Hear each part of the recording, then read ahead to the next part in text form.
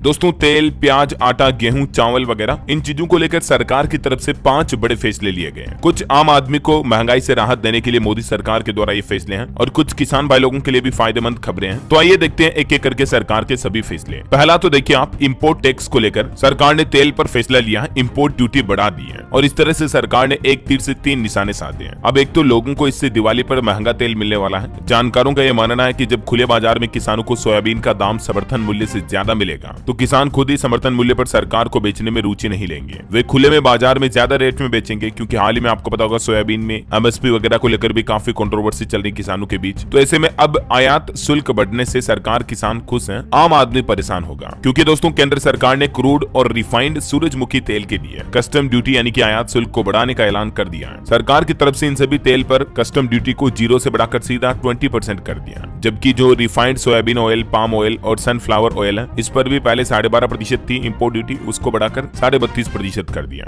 यानी देखा जाए तो आयात शुल्क बढ़ाकर सरकार ने एक तीर से 3 निशाने साधे हैं। लेकिन एटलीस्ट आम आदमी को तो महंगाई की मार पड़ने वाली है सरकार के इस फैसले से, जबकि सरकार और किसान दोनों खुश हैं क्योंकि उनकी आमदनी जरूर बढ़ेगी। तो पहला अपडेट तो तेल को लेकर ये रहा। दूसरा देखिए, सरकार ने प्याज के एक्सपोर्ट पर भी एक बड़ा फैसला लिया जिससे भी किसानों को फायदा होने वाला है। दरअसल एक तो केंद्र सरकार ने प्याज एक्सपोर्ट के लिए तय की गई मिनिमम एक्सपोर्ट प्राइस यानी कि एमईपी को हटा दिया। पहले इसके लिए $550 प्रति टन एमईपी तय थी, मतलब इससे कम रेट पर किसान भाई लोग प्याज को एक्सपोर्ट नहीं कर सकते थे। अभी आजकल पता होगा आपको, हमारे भारत में भी प्याज की कीमतें कई जगहों पर 80 रुपए प्रति किलो के पार चली गई हैं। इस बीच अब सरकार ने फैसला लिया प्याज निर्यात को लेकर, तो इससे किसानों को प्याज निर्यात एक्सपोर्ट करने में और आसानी होगी, क्योंकि अब प्राइस लिमिट नहीं रहेगी। और दोस्तों प्याज के साथ साथ अब सरकार की तरफ से गेहूं के स्टॉक पर भी केंद्र सरकार ने एक बड़ा फैसला लिया है। आटे की महंगाई पर रोक लगाने के लिए प्याज निर्यात और गेहूं के स्टॉक से जुड़े ये 2 बड़े फैसले देखिए आप। एक तो गेहूं की स्टॉक सीमा तय कर दी है सरकार ने, यानी कि स्टॉक लिमिट लगा दी है। और ये कितनी लगाई गई देख सकते हैं आप डिटेल। अब व्यापारी अपने स्टॉक में 3000 मीट्रिक टन के मुकाबले केवल 2000 मीट्रिक टन ही गेहूं रख सकते हैं। और भी लिमिट के बारे में ज्यादा डिटेल देख सकते हैं। इससे एटलीस्ट कुल मिलाकर आपका गेहूं का आटा सस्ता होगा, क्योंकि अब गेहूं की जमाखोरी, कालाबाजारी वगैरह नहीं हो पाएगी। तो है ना। एक और चावल को लेकर भी सरकार से बड़ी खबर निकल कर आ रही। देखिए सरकार ने बासमती चावल पर भी एमईपी को हटा दिया।